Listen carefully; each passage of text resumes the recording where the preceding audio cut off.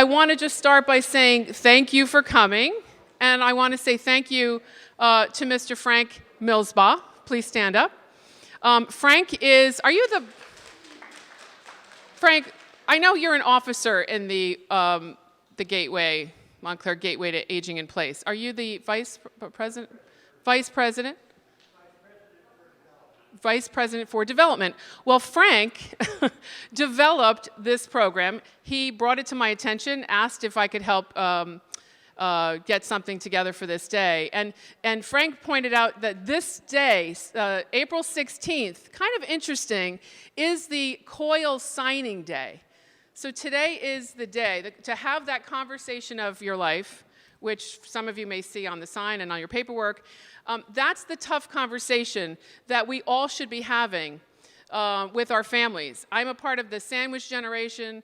I don't feel like the meat, but apparently I am, because I have an 18-year-old graduating from high school, and I have aging parents. So I am a part of that sandwich generation, and I always tell people it's a tough conversation to have, but it's an important conversation to have. So we're going to talk about that conversation today, and hopefully you will think about signing, and that signing day is really signing your wishes, making your wishes known, and making it legal, making it stand up, so that when you can't speak, your wishes will be written and they'll be signed.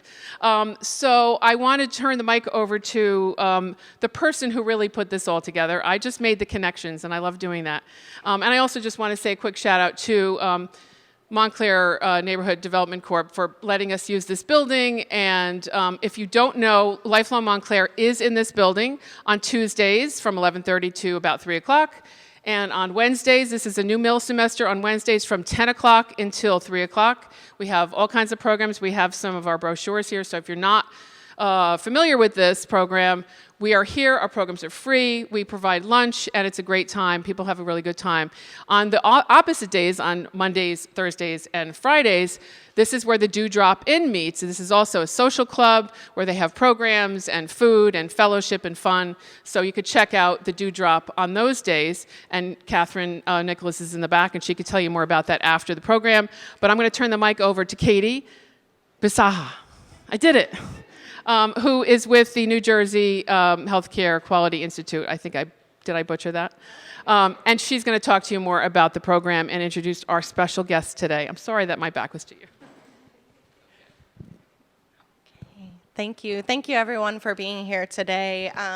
As Michelle said, my name is Katie Bisaha, and I am the Community Health and Policy Associate at the New Jersey Healthcare Quality Institute, where our goal is to improve health and wellness throughout the state of New Jersey. So this event is part of the Conversation of Your Life, or COIL, as you can see on our lovely banner here. And it's a statewide community health initiative whose goal is to empower residents throughout New Jersey to discuss, document, and share their healthcare priorities with those who matter most, as well as their healthcare providers and their healthcare proxy, if you do have one already in place.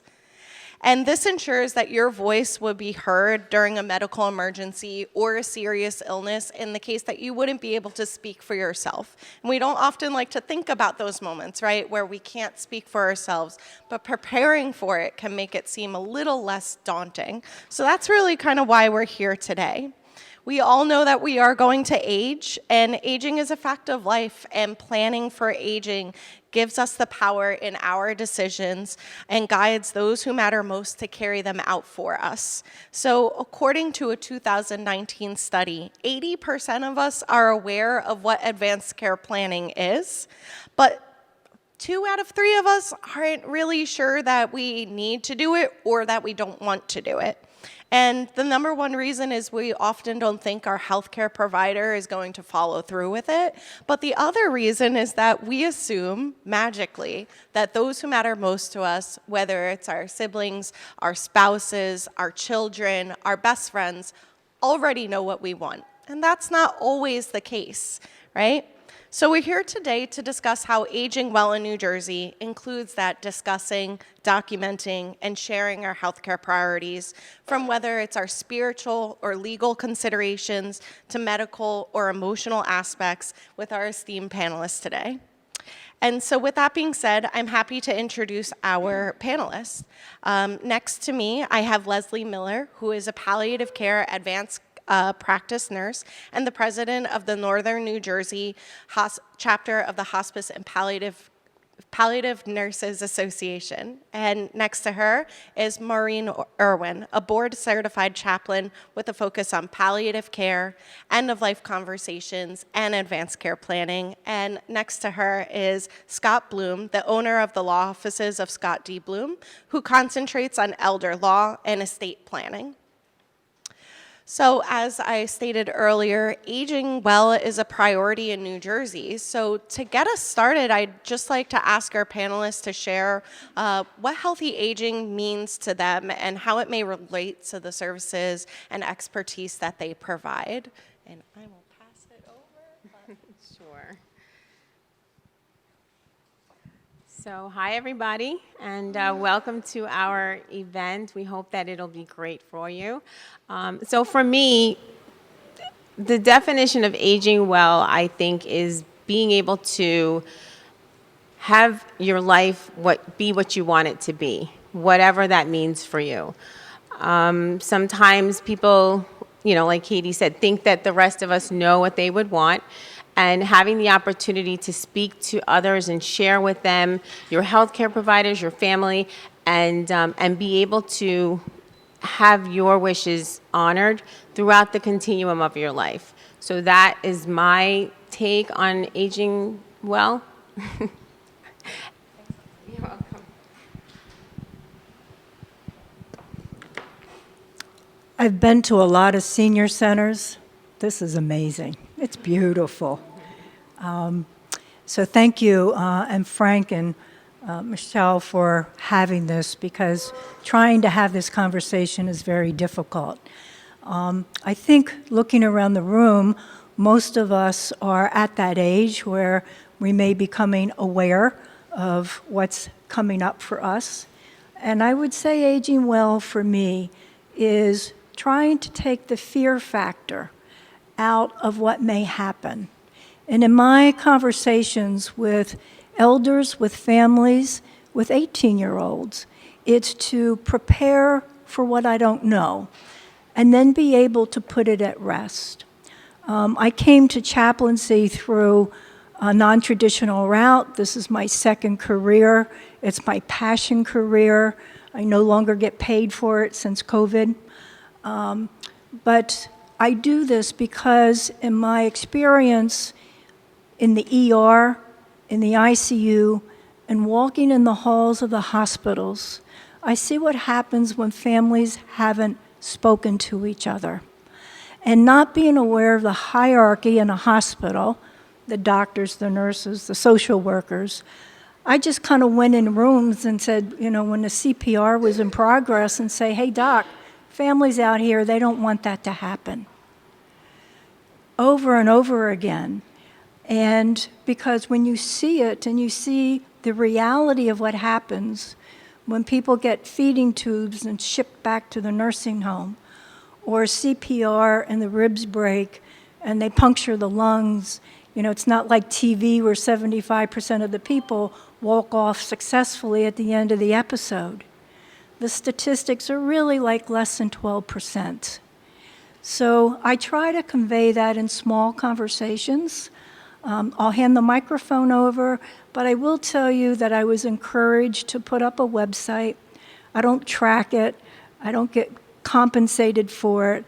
But all of the materials that I'll talk about today, and they're up on the table if you don't have them, but the Pulse, the 5 Wishes, what I love to talk about, and I'll talk about later, is the sample letter to your loved ones, are available for free. Almost all the documents that you get are for free through my website.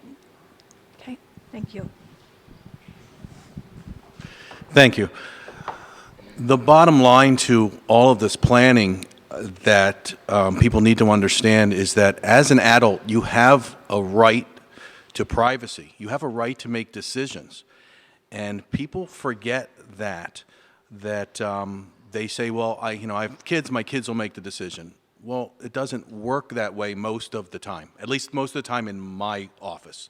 I get the calls because they don't have those plans in place, and the child would want something, the doctor's not listening to them. It's important to do the planning, okay? When you turn 18 years old, you become an adult in the eyes of the law. I have an 18-year-old, turned 18 in January. I had him sign a health care power of attorney and a financial power of attorney so that I can speak for him if need be. Otherwise, if he's away at school and something happens to him, there's a good chance I could call the hospital to find out and they wouldn't give me any information. It's privacy. They don't know who I am. They don't have anything to do with it. So from my perspective, it's a lot more narrow. It's strictly on the legal side. So when people go, "What? It's my mom, it's my spouse." Yeah, but the law, there's a certain way that you have to deal with it. So getting ahead of it and doing the planning, it's very important, very important. I know everybody in here, no one's going to need it. No one's going to get sick where they can't speak for themselves. No one's going to end up in a nursing home. We'll get that out of the way. That's the way it goes, right? No, it's not going to happen to me. Hope not. Hope not, and I'd like to think that it doesn't happen to 99 out of 100 people. 99 out of 100 people that come to me are either in that position or worried about it. So it's something that you really need to think about.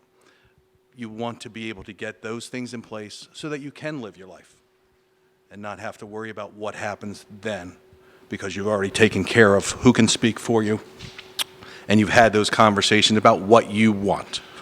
I'll talk more about that later on. Thanks.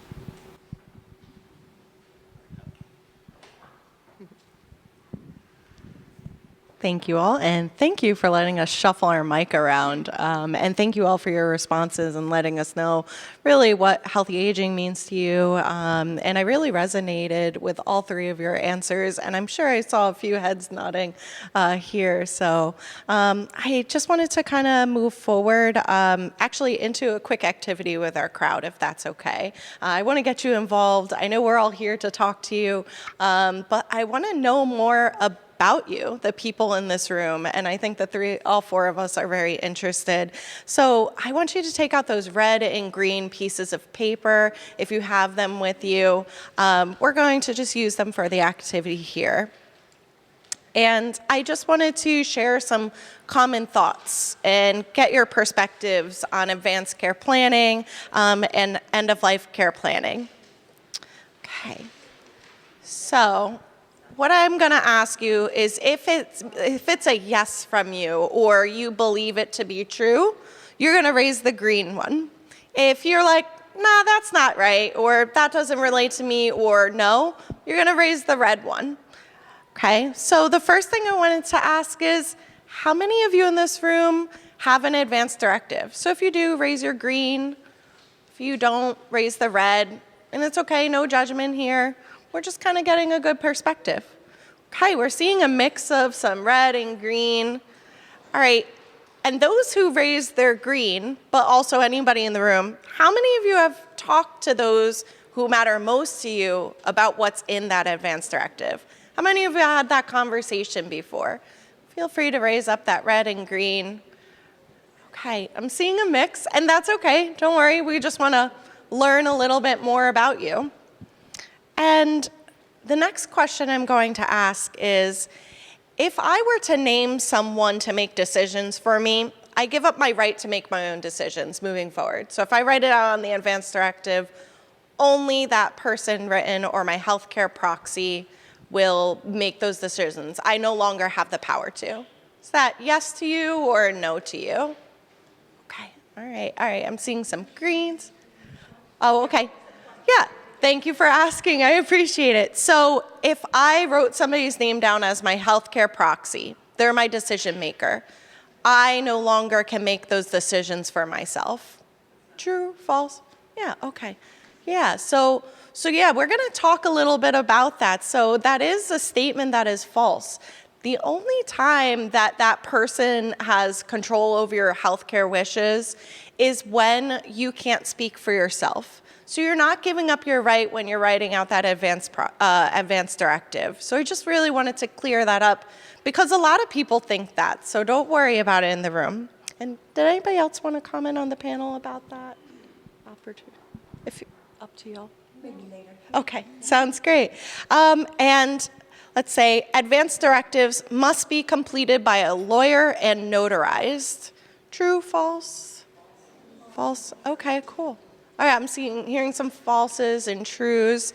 Yeah, you can actually do it with 2 witnesses. You don't actually need a lawyer present or for it to be notarized. So, and in that 5 wishes, it actually kind of writes it out for you.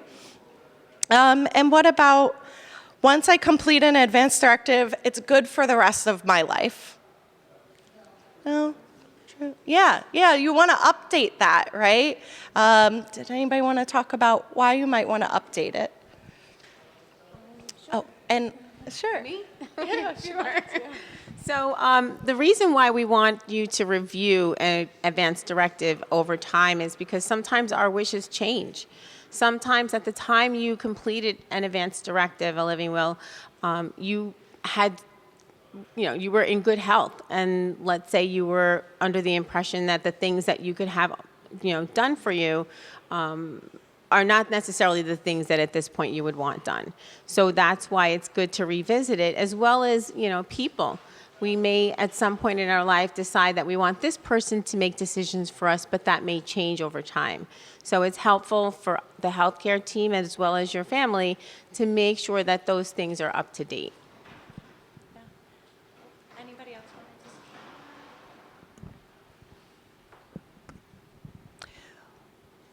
One point I would just like to stress, we talk about the documents and having your documents. And when I worked in the hospital, we did a survey of how many people had their advance directives. And they were very proud. They had them, and that was great. And they were locked at home in their files. One of the things I can tell you from being in the hospital where it happens is logistics trump all. So if the doctor is in an emergency situation and has to make quick decisions, they're not going to go looking for a 6 or 7 page document. When they call Scott in is when things aren't working well and they've already tanked. When you're in the hospital room and the doctor needs to make a quick decision, they're going to say, who can speak for this person? And then they're going to say, you need to make a decision. Have you ever talked to your loved one about what they want to have happen? And then they need to make the decision. If it is unclear, the default cure is everything that the medical team can provide you. So documents are important, especially in situations where there may be family turmoil, where there is dementia, where there is guardianship. You need the documents. I spoke with a woman in the lobby of a hospital who just looked so dejected. And I said, what happened? She said, they just rushed my husband over and put in a pacemaker. And I said, well, that sounds good to me. She said, no, he was in the locked ward for dementia. And they had signed their documents so that he would not get any aggressive treatment. But it wasn't honored. It did not say do not hospitalize. It wasn't prepared by an attorney familiar with the situation. And now she had to go home at the age of 70, very healthy, to pay down all of her retirement assets to keep him in the home. So that's why documents are important. But I would suggest that having the conversations with your loved ones trumps everything. Because even if you have a document, if you haven't sat with your children all in the same room, hearing the same thing from you, when the doctor says, I want to have a family meeting, and the daughter says, no way, Mom wouldn't want this. And the son says, oh yeah, Mom's a fighter, we have to keep going. And Mom stays in the ICU, plugged up under bright lights until something gives, and we'll call Scott to try to figure out what to do with the situation. It's very painful to see. So I would suggest that above all, sit down and have a conversation. One last thing, in case I don't get the mic back, if I can. I do have what I got, a sample letter to your loved one. If you don't plan, don't think that you're going to have that conversation today, next week, next month, I suggest you write your letter to your loved one. Let them know how you want to live when you're seriously ill or in a sudden situation, and give it to all of your loved ones. It'll help break the ice for the conversation that you need to have. Anything, Scott? I see a question in the back. Thank you all. We're going to hold questions just because we have a larger group, but I promise you I do have time allotted for questions.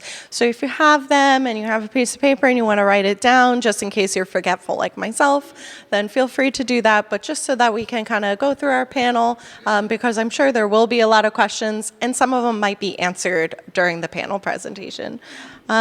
Great. So the next thing I'm going to just ask is, what are the benefits to your services to an individual? Really, how does it help them to age well in the state of New Jersey? And I'm going to pass it to each panelist for this. Leslie, first though, if you'd like to share with us maybe also the differences between hospice and palliative care, because raise up your green if you know what the difference between hospice and palliative care is. Raise up red if you're not really too sure. Okay. We've got some mixed results in the room, yeah, and I'm seeing like a good amount of red, so I wanted to ask if Leslie would start with that and then move this down in our panel. Thank you. Sure, no problem. One of the biggest challenges that I have in my job is people do correlate hospice and palliative care together. So when the doctors say, we're calling Leslie for, a palliative consult, people will say, no, she's doing better. She's still getting treatment. She's not ready for hospice.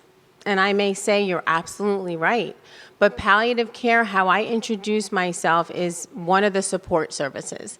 What I do in palliative care is, ideally, I would be brought in at the diagnosis. So when someone's diagnosed with a serious life-limiting illness, heart failure, renal failure, COPD, lung disease, cancer, having the relationship from the beginning is the best way for me to do the best for the patient. Managing their symptoms, helping with complex family dynamics, social issues that come up are part of palliative care. Hospice is when a patient has a life expectancy of 6 months or less. Then hospice would come in and help manage the end of their life. And palliative care, there's still disease-focused treatment. So the treatment a lot of times is, curative. Sometimes it's palliative, meaning we're managing their symptoms with different interventions. So I always like to stress that there is a difference, and just because they call me does not mean that you're not doing well. It just means that the team has felt that you could use that extra support. And there was another question. Just like how does it benefit the person? Right. Really, how does it help? Yeah. So I always look at myself as a communicator between the patient, the family, and the medical team. I say to them, I help facilitate those conversations, provide information to help you and your family make the best decisions for your health. A lot of times there are a lot of people taking care of somebody when they're in the hospital, and there's a lot of conflicting information. Not that any provider is wrong, but everybody's looking at you from a different perspective. So I can help put that whole picture together so that you do, like I said, have all the information to make the best healthcare decisions. So that's one of the biggest things that I think palliative can do for a patient and family. I'm going to let Scott go first. I don't want to be a microphone hog. Again, for the legal side of it, we represent you if you're coming to us to do the documents. I don't really mind. I don't want to hear what the kids want. I want to know what you want. And I want you to know what you want. And sometimes that's my conversation. Sometimes people are up in age and can't drive, so the kids bring them to the office. We could do Zoom, we do phone consults. But the kids need to leave the room because I need to have that conversation. The only time I won't separate it is if it's a husband and wife. And then they need to know that if both are clients, then everything's out on the table. And some people go, well, why would that be? Sometimes you have second marriages. You have kids from a previous marriage. You may have other ideas of what you want if your spouse is gone and who you want to speak for you. If you've been married a long time and they're your kids, it's a different answer. So from my perspective, from the attorney perspective, it's a point of the peace of mind for you, really is. And as I believe Katie said it, the healthcare power of attorney, healthcare proxy, these documents, they don't need to be notarized. They don't need an attorney to do them. They're probably the least legal of all the estate planning documents that we deal with. But if something goes wrong and you can't speak for yourself, they're probably the most important one. So it's important to spend some time on that. If you're not sure what it is, what you need, that's where we come in. Because there's not a lot we can do at the end. When one daughter's saying one thing and the son's saying something else, and the doctors don't know who to listen to, they're going to go off of the policy that they have to follow. Period, end of story. I know you see TV shows, you hear stories, that there's a court case and this person's on a ventilator for years and years and years. I'm not the attorney there. I wouldn't handle any of that. That's not it. I would have been involved earlier, so we didn't have that issue.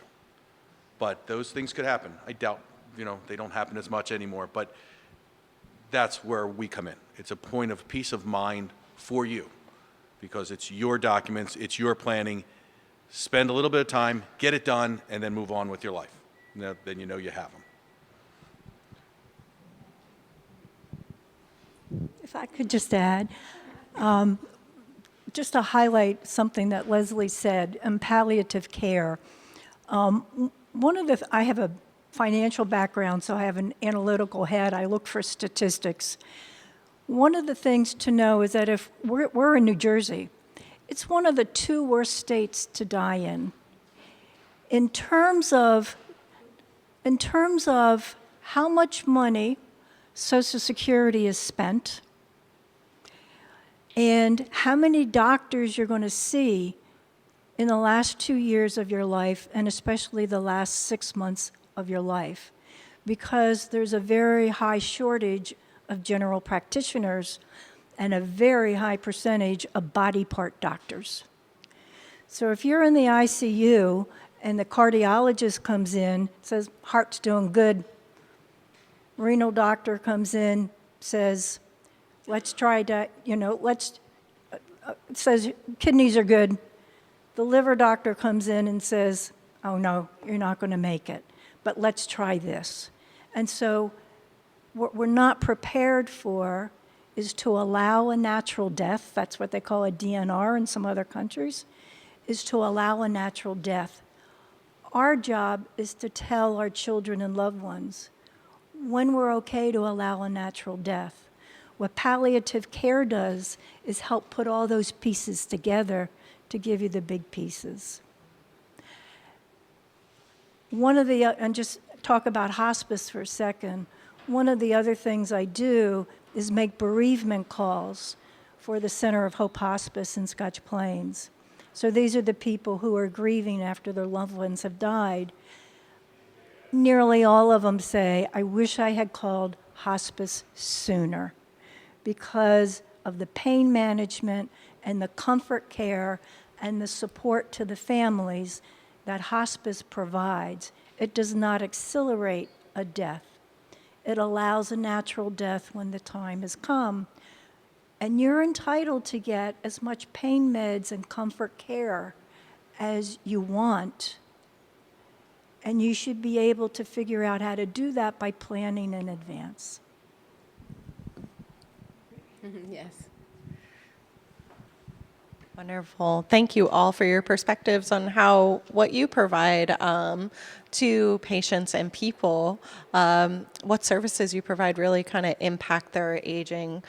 So thank you. And I wanted to just bring Scott more into the conversation because we're focusing a little on the medical side. But Scott, what legal safeguards should an older adult have in place to protect their interests and ensure their wishes are respected as they age?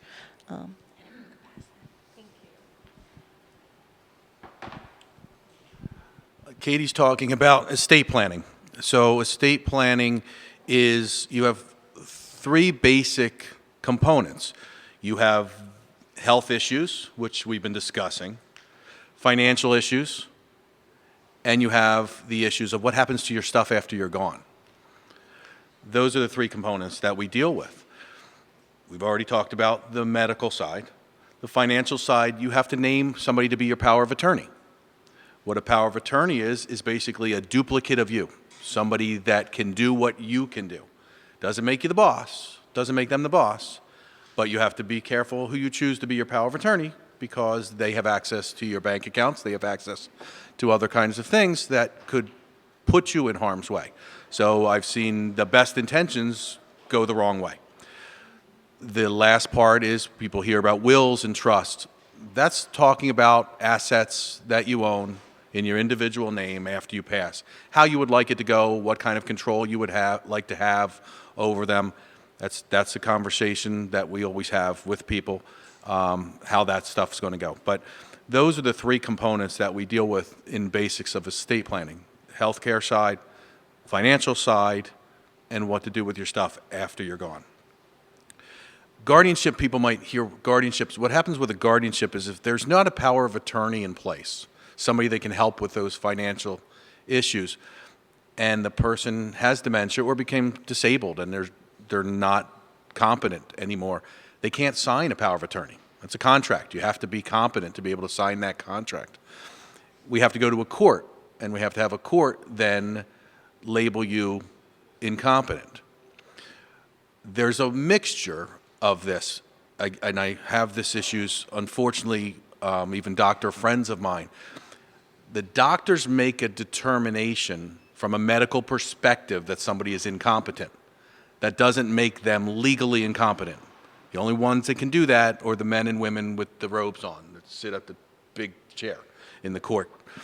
They're the only ones that can take someone's rights away, basically turn them from an adult into a minor and name somebody to be their guardian. So we need medical professionals' opinions to get the guardianship. Guardianships are very expensive. That's why I tell everybody you're always better suited getting the power of attorney in place first so you don't have to deal with that. But that's basically it. We narrowed down what we are as an adult to we make medical decisions, we make financial decisions, and when we pass away, we have stuff, where's it going to go? That's the basis of estate planning that we deal with. Do you want to talk about a pulse?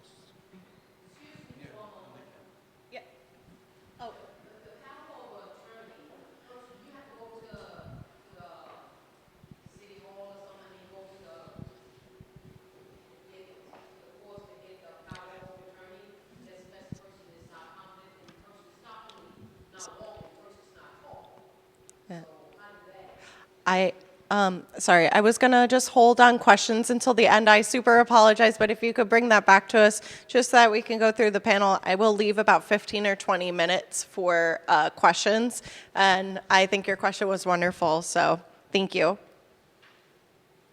And I'm writing a note down for it so that I make sure to get back to you. And thank you. I wanted to ask Maureen and Leslie, can you recall a moment where advanced care planning really played an integral part in helping an older adult find peace of mind and emotional resilience in the face of uncertain health challenges? Because I find that storytelling and learning about people's experiences is what really kind of brings us a little bit closer to understanding what we might want. So if you have any experiences you are able to share with us, I'd love to hear from either of you or both of you.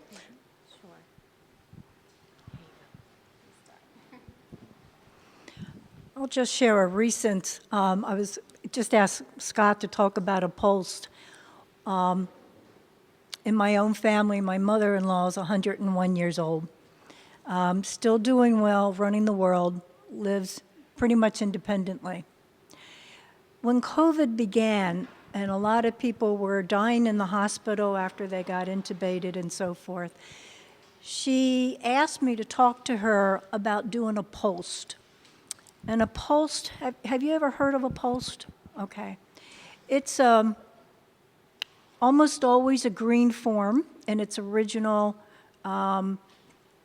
format. It's a New Jersey form. Every state has their own. New Jersey, New York has a most. So POLST, it's available on my website, but it's available on the New Jersey website. It's just an easy link to find it. Is a physician's order for life-sustaining treatment. Physician's order. So you can have an advanced care directive and you can have conversations with your loved ones. But if something goes haywire in the emergency room, or if a doctor doesn't agree with your advanced care directive, if a doctor happens to have a faith that doesn't believe, let's say, in brain death or certain other things, they don't have to honor your advanced care directive. So one of the reasons to update your advanced care directives on a regular basis, especially as you get older, maybe on a 5-year basis, but as you get older, more sick, you may want to consider getting your physician to sign a POLST, which is a DNR or a DNI, do not resuscitate, do not intubate. And as I said, in other countries, they call it allow a natural death, which is much nicer. If you put it on the refrigerator of your home, it is the one thing that an EMS squad will look for before they begin to perform CPR.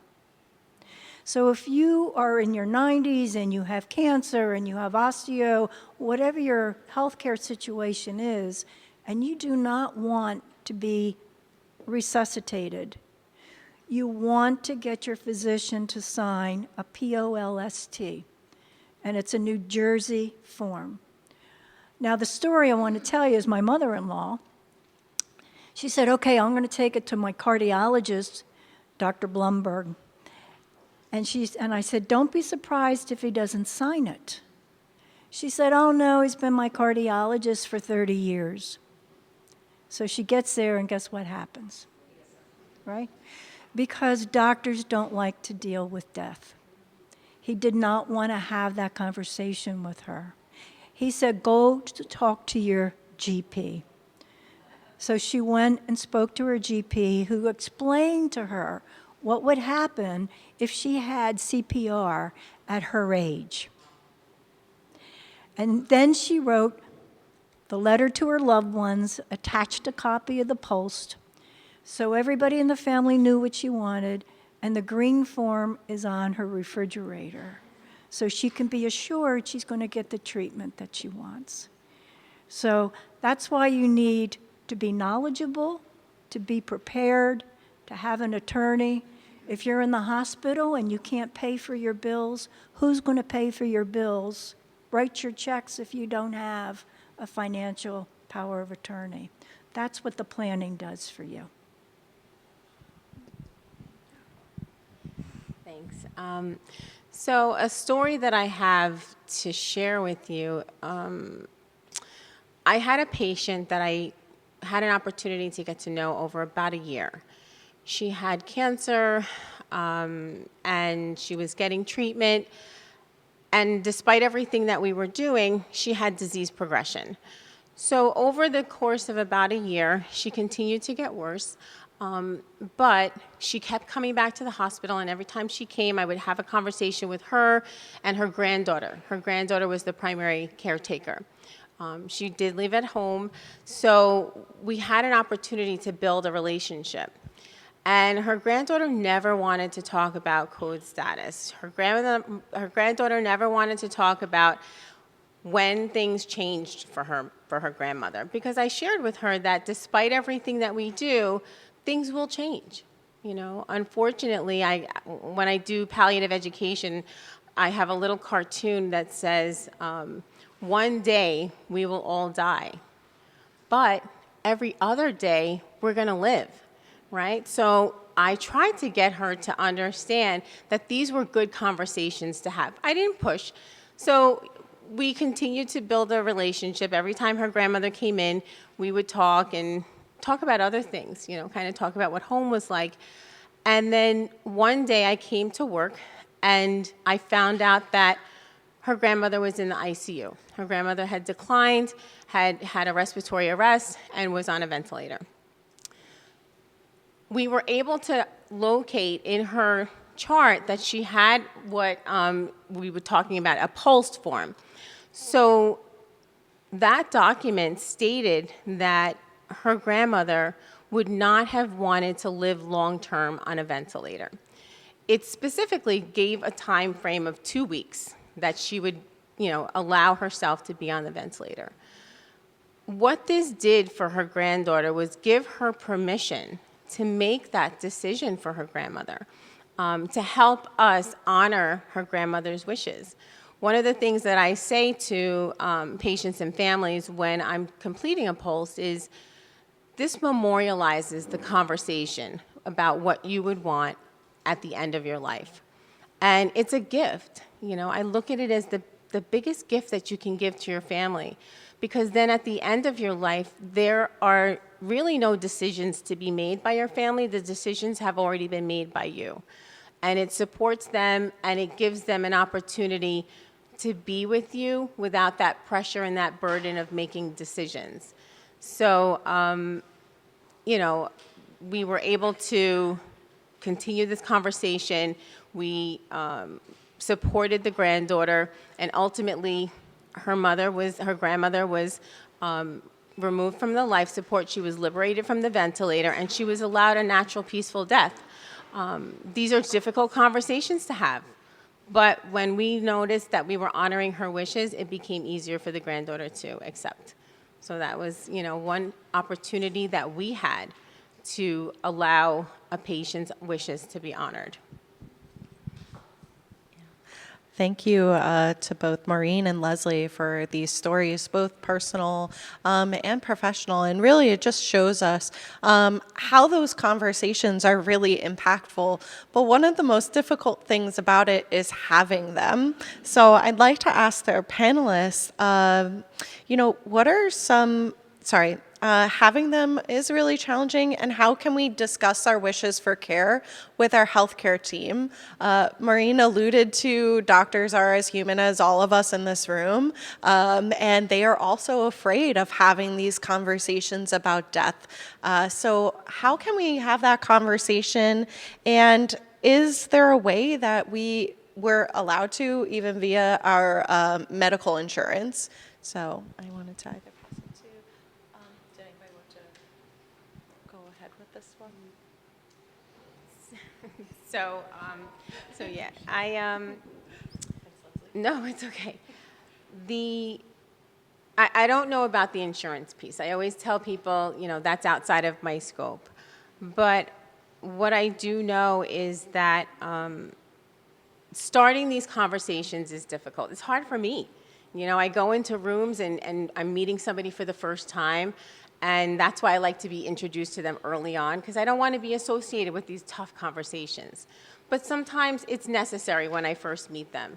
So for me, what I do is I start the conversation with, have you ever decided that who you would want to make decisions for you if you couldn't make decisions for yourself? And that kind of opens the door a little bit to, well, I have thought about that.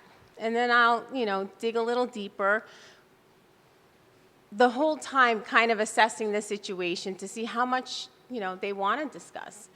I ask permission, you know, are these things that you want to talk about? Would you like to talk a little bit more about your wishes for your health?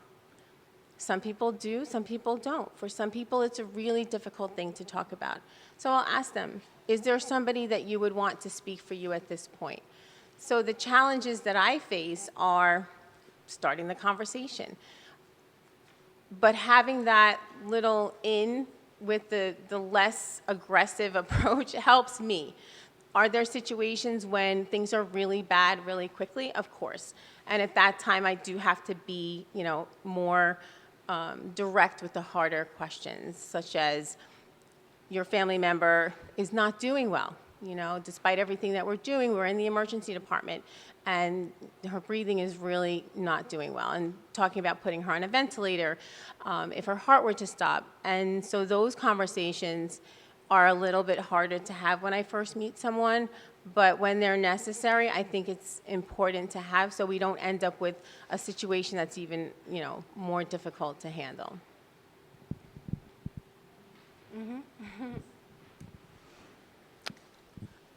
I think that if I didn't have to do this for a class presentation once, a requirement which was to do my own documents, they may still not be done, and my husband and I would still be talking about it. But being in the hospital really changed all that for me, and I wish I could just kind of give you an understanding of what actually happens. Leslie talked about a permission slip, giving your loved ones permission. I call the presentations and discussions that I do advanced care planning, a gift for your loved ones. There is a very high rate of depression, if I didn't say this before, of your loved ones who make the decision if you don't tell them in advance. It doesn't matter if they decide to keep you on life support or to take you off of it. Whatever decision they make, it's a high rate of depression if you don't let them know in advance. They're second-guessing themselves, or their siblings are giving them guilt because they didn't make the decision that they made. So that's one reason to do it, to take responsibility for that. On my website, I'm not selling my website. I don't even like having one. But I do have what I used in the hospital, my 5 most used tools. One of them I got from the Goals of Care Coalition in New Jersey. It will take you right there. It's free. You can print it out. Some of you may have it in the packages that you picked up from the table. This was designed by Dr. David Burrell.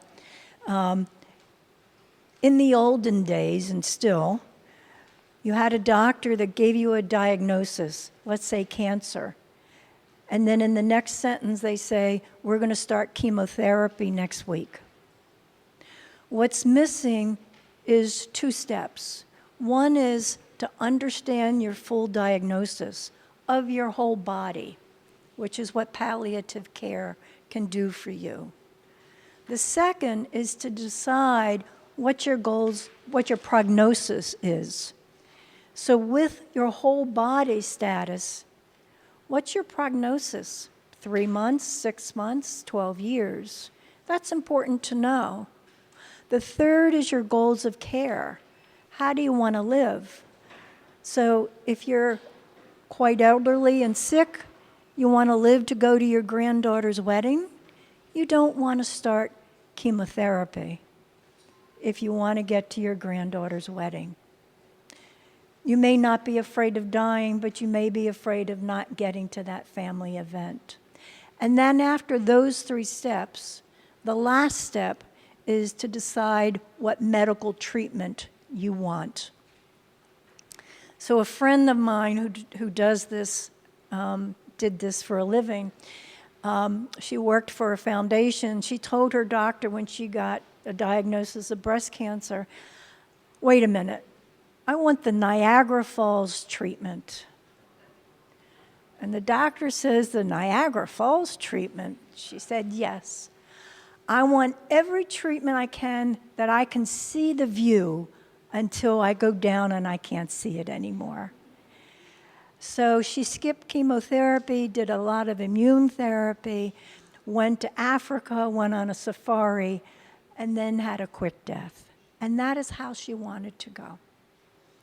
So that's taking control of how you want to spend your last days.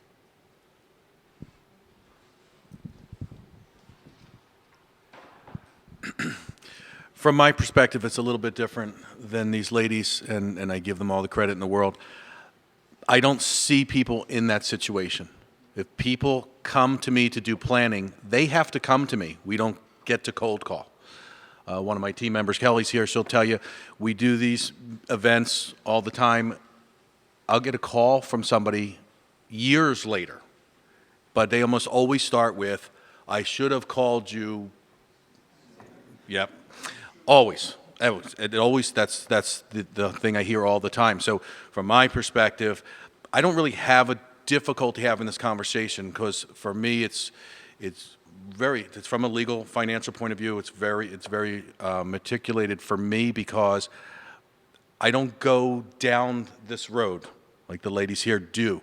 I don't hear from my clients until there's something wrong. And I'm not there on a daily 24/7 basis with them. So the reality is everybody's going to die. We're going to have to deal with that. Hopefully, as Maureen just said in that example, go on your own terms. It's fine. My job is to make sure that if something does go wrong, you're in a position to take care of that. You have people in place to take care of you if, with your wishes, if that goes wrong. Is that something that you want? It's up to you. It's, our probably experience is that more often than not, people need it. But I don't know out of everybody in the world. But for me, people have to take the first step. We don't just call around and ask people if you want some help. You have to make the call to the attorney first. So from my perspective, it's a little bit easier to have that conversation because you took that first step. Now, again, sometimes there's clients that don't want to open up once they're there, but I'll keep pushing. You're here. Let's, what do you want to talk about? And we go from there. That's how we handle it.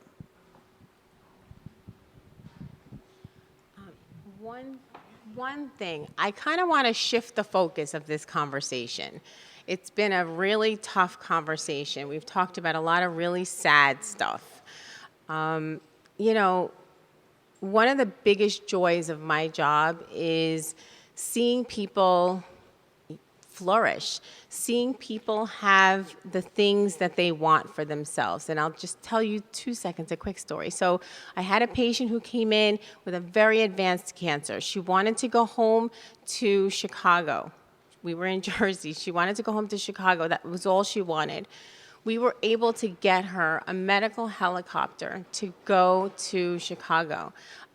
That was all she wanted. And that opportunity, the things that we can do are really good for people. I just don't want us to only talk about death because there's so much more that, that we share with patients and families. There are a lot of good things that we do and we're able to do. So I just kind of wanted to shift that a little bit. I didn't want to leave you all with all of this, sadness, which, a lot of times death, conversations are sad. So, that's where I am. Thank you, Leslie, for leaving us on that really high note. Before we get into audience questions, I just had some things to wrap up just so that as people are leaving, as their time is needed, the one thing I wanted to mention is that on your insurance, if you have Medicare Part B, an advanced care planning conversation with your practitioner or your general practitioner is included in your annual wellness visit. But as we've talked about, doctors don't love that conversation either. So it's important for you to feel empowered and bring that to your doctor during that wellness visit. They can charge it to your insurance for that, so don't worry. You are allowed to have that conversation with your doctor. So I encourage you, if you haven't, to speak to them and tell them this is what you want to talk about in your wellness visit this year. And it's kind of close to the beginning of the year. We're a little bit into the second quarter, but it's really important to have those conversations.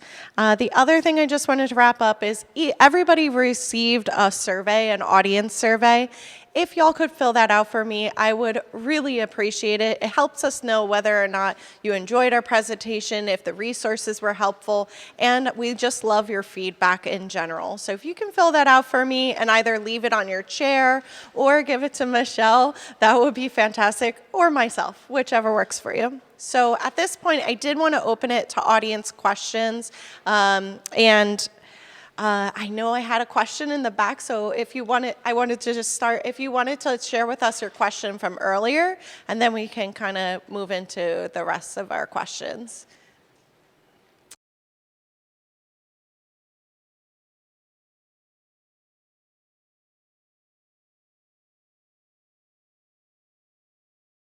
That's a great question. So yes, absolutely. And I would also encourage you to fill it out with your proxy.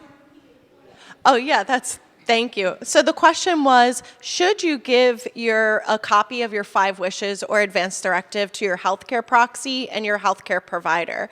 And I say absolutely yes. And I would also encourage you, if you're going to fill out that document, to have the person with you or review it with them. So don't just give them a copy and be like, hey, FYI, you're my power of or my healthcare power of attorney. Good luck. Because I did that. I was going to do that with my sister, and she said, I will absolutely not be your healthcare power of attorney. Yeah. You've already done just an advance directive, and want to do this instead. What do you? Yeah. You just make the other one null and void or something. Yeah. And this doesn't have to be. You just have to sign it. That's it. Yeah, it has to be signed with 2 witnesses that are not your healthcare provider and are not your proxy. Yeah, and the 5 wishes actually outlines who your proxy is in the first wish. So it's kind of like everything's all in one document as opposed to a few scattered documents. And I think of that as your roadmap for the people that are going to drive your healthcare when you can't speak for yourself, right? So that's going to be a guiding light for them when they may have to make those decisions for you. Any other questions? Yeah.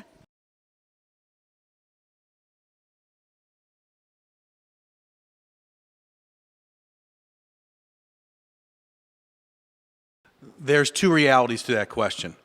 Reality number 1 is when you get married, there is no operation of law that makes your spouse your health care power of attorney, your health care proxy. There's no right that you signed over for them to speak for you. So, and the same with the child, it's not automatic. Now, in reality and in practice, does a doctor turn, as Maureen had mentioned, and ask the family? Sure, that could most certainly happen. But without those documents, realistically, you're at the mercy of that decision maker. So I have people where they have a spouse. Well, the spouse, they're 88 and the spouse is 92. I don't know that you want that spouse as the healthcare power of attorney. Maybe. It depends on the situation. So it's it's an individual choice. There's no automatic operation of law. We are adults and we're all individuals. The married thing has different connotation as far as tax implications and responsibilities, but you don't get an automatic say by law. Now, that could be different in practice, but under the law, it doesn't work that way. I've had clients that are married and they haven't lived together or spoken to each other in 40 years. So that's a problem with that, just so you know. There's no automatic in any of this. Just real quick, there is a great website, the Conversation Project. It's a national website. There's a link to it on my website, just because you had the card there and the quick reference. But it's your guide to choosing a healthcare proxy. It may not be your spouse. My spouse leaves the last leaf on a plant before he lets it go. My son is too busy. He's got 3 kids. He can't be running back and forth to the hospital. It may be your next door neighbor who you've had this conversation with. Somebody who can be there for you locally. It's not required, but there's some advantages to it. So this is available. It's free to you. Yeah. Great. Yeah. Thank you. Question?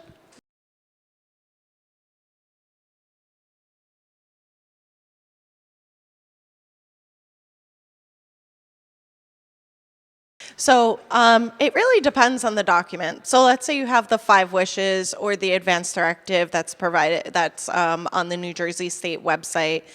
Those documents usually reside with you, so it's up to you to really give them to your physician, give them to your general practitioner, give them to your healthcare proxy so that they can make those decisions. Because like I said, that's a guide. It's not necessarily 100% because it depends on the situation that happened, how you might have been brought into the emergency room, a number of things. However, that PULSE document that Maureen had talked about earlier, that is a physician's order, right? So think of it like a prescription, and they have to follow that. And that actually follows you typically, I believe in New Jersey, and feel free, panelists, to correct me, it follows you whether you live at a nursing home or a senior living home or to your hospital. So that document will follow you in your files, but that's the one that you can most likely guarantee will follow you. The other ones are really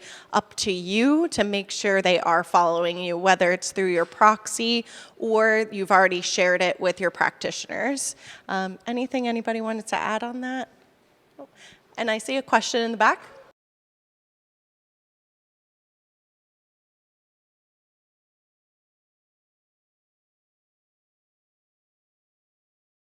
Yeah, great question. So the question was, and I forgot to repeat yours, but I think I got it across well.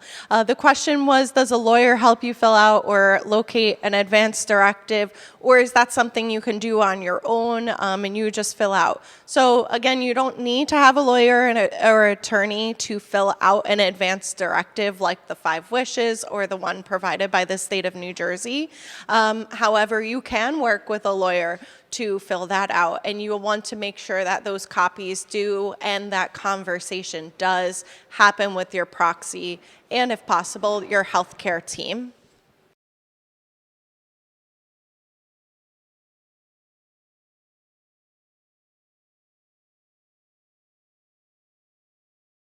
Yeah, absolutely. So the question was on the website, I can grab that and fill it out, right? Yes, but also we have copies of advance directives here with us, like the 5 wishes, and I believe Maureen's package also had the one that was that is a part of what you can find on the state website. So that 5 wishes document you can utilize, or the one on the state website. Yeah, absolutely. Thank you. Scott can add commentary here. The one on the New Jersey State website, I would not recommend. Or I'll let you know why I don't recommend it, probably better. The one on the New Jersey website, it's the checklist of what I want and what I don't want. And sometimes it's impossible to put the entire list of everything that you want and don't want. You cannot anticipate the 1,000 different kind of permutations of the situation that you may be in. So one of the things we like to try to do is focus on your goals of care and what would preclude you from living the way you want to live. So I'm not saying don't use it, but when you look at it, look at that compared to the 5 wishes. And then, of course, Scott, you may have your own thoughts about it. On top of what Maureen had said, the issue is, what does the document say? So there's a difference between filling out a document basically like that's a living will, or assigning a healthcare power of attorney, meaning somebody that can speak for you, that can have the conversations with your medical team, and then make a determination based on what they think you would want. The point of writing stuff in, I can tell you this, and I'll use myself as an example, if I wrote stuff in as to what I wanted and what I didn't want, it's probably guaranteed that no one's going to be able to read it, including my staff, because they always come in and say, what is this that you wrote? So writing stuff in is not always the best way because people can't always read what you wrote. So having those conversations with whoever you assign to do that is very important so that it is all written down. But Maureen's correct. It's not always a living will where if this happens, I want this. If this happens, I want this. If this happens, I want this. That's great if it works out, but what happens when it's an issue that is a combination of partially one and a little bit of two and nothing in three? Then what? You're still stuck. So it really depends on what your comfort level is.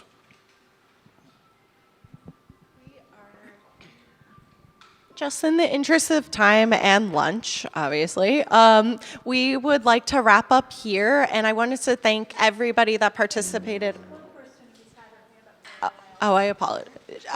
Yeah, if I could grab your question, and then, what was your question? Yeah. Great. So the question was, how do you access a PULSE form? That also lives on the New Jersey website. However, that PULSE form, to have it filled out and it to be medically binding, you have to fill it out with your practitioner. Great question. Thank you.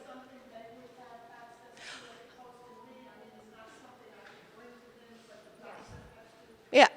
So you were asking, like, if something I can bring to them or the doctor would have, you can bring that to them. You do have access to it. It's just the document will not be medically binding by you signing it. It has to be with your practitioner. Thank you. Yes, Yes, the form is green. Obviously, if you print it at home, it might be in black and white or white paper. Your doctor should have access to these forms as well, but just as a heads up. And it is still valid, even if you have the white copy. Great. As long as it can be filled out by a physician assistant, a nurse practitioner, or your medical doctor. Yes. But it is still valid if it's white. Yeah. Thank you. Yeah, thank you. I am going to wrap it up here just in the interest of time. And I wanted to, again, thank everybody here for attending. Thank you to all the staff. Thank you, Michelle. Thank you, Scott, Maureen, and Leslie for being our panelists today. And thank you, everyone who has been a part of bringing this together. Thank you.